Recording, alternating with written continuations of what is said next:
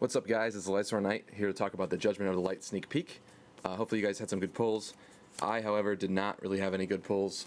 This was the only holo that I got, and as sad as that is, it's the stupid promo card. But hopefully you guys got some cool stuff. Bloodlight Ice pulled a Coach Soldier Wolfbark, which is really impressive, actually. He usually pulls really good. I guess because I don't ever see anybody really do any coverage of the actual, like, constructed deck play. I'll talk about that for a little bit. Today, it was all about number 104 Masquerade because it takes 3 level 4s to make.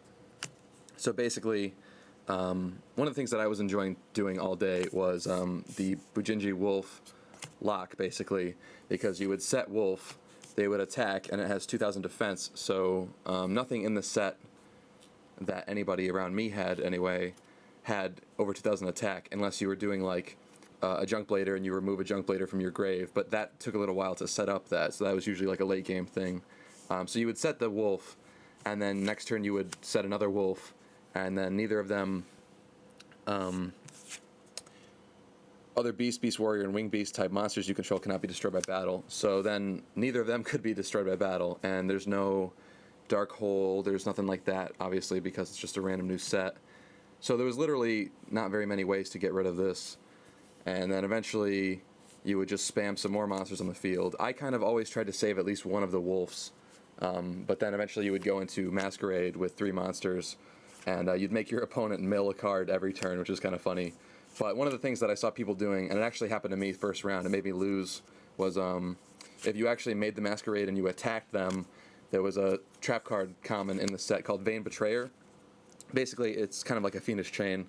When an opponent's Xyz monster, let's see if I can focus this, declares an attack, activate this card by targeting the attacking monster. It cannot attack, also its effects are negated. While that monster is on the field during each of your opponent's end phases, send the top 3 cards of the opponent's deck to the graveyard. When that monster leaves the field, destroy this card.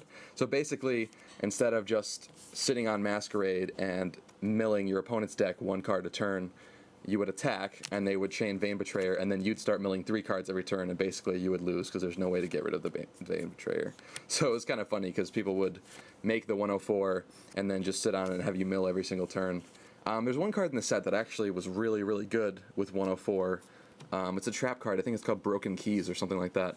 Basically it summons, I believe, 3 tokens that all have 2,700 attack with Masquerade, but they can't attack directly, but it just wrecked. I ended up going 2-2. I think Bloodlight Ice went 2-2 as well. Yeah, this was my extra deck for the event. Pretty crappy. I couldn't make any of these except for 104. But it's pretty cool that there was actually an Xyz monster that I was able to go into in such a small little 20-card deck event. But it was pretty fun. The Bujinji stuff was cool.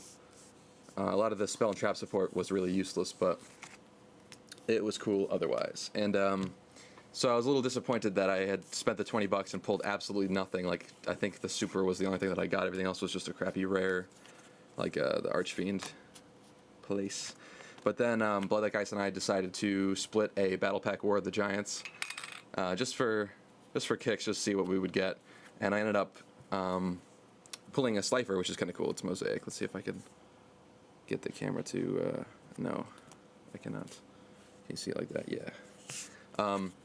It's going for like 30 bucks on eBay right now, which is pretty cool. So I will at some point upload a trade binder to YouTube with some of the stuff that I need to finish. I still want to do a Twilight deck profile for this current format and probably after the ban list, hopefully.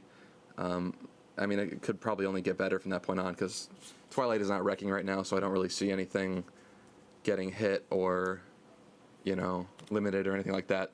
It's probably just going to get better. But yeah, I'm missing a couple cards for that I will be trying to trade for. Working on a 6 Sam deck for my brother. It's almost complete. I just got, let's see. Just got the Excalibur and the Barkion, which is, the Beast, which is cool. I'm missing Barkion still.